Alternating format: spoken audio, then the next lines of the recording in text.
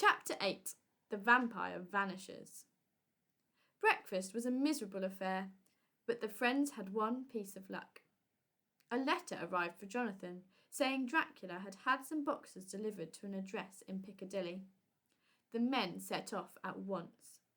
It turned out to be a house on a busy street, with a policeman at the corner. "We can't break in," said Jonathan. "Everyone will see." "Oh, can't we?" replied Arthur. He disappeared into a shop. A few minutes later he was back with a locksmith. "Thank you so much," he was saying. "I can't think how I lost my keys." Inside, the men were greeted by the same vile smell. The house was deserted, but there were boxes stacked in the hall. "Only 20, moaned Jonathan, as they sprinkled holy water. "One's missing." Just then they heard footsteps outside. The men glanced at each other and grasped their crucifixes tightly. A key rasped in the lock. The door swung open and Dracula hurried inside and froze. Jonathan lunged at him with a knife. Dracula dodged with inhuman speed, but the blade slashed his coat pocket and gold coins rained down. The Count's eyes burned. He seized a fistful of coins and ran to the window, then turned like a creature at bay. "You'll be sorry later, all of you," he snarled. "My revenge has just begun, and time is on my side."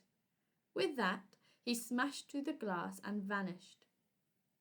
The men returned home downcast. "He slipped right through our fingers," Jonathan told Mina angrily.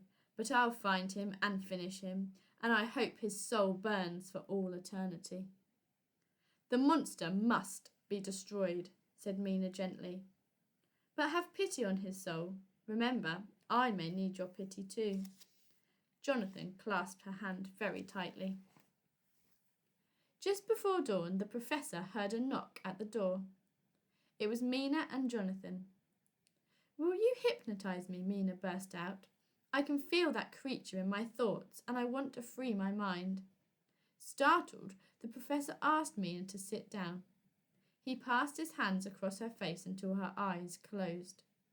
Then she spoke. "I am on a ship. It is dark, but I can hear the waves. I lie still as death." "Astonishing," muttered the professor. "Her mind is linked to Dracula. She's describing him, and he's leaving. I think he's running away." "Our job is done," said Jonathan. "Far from it," sighed the professor. "Dracula cursed Mina. We must kill him, or she will become a vampire too."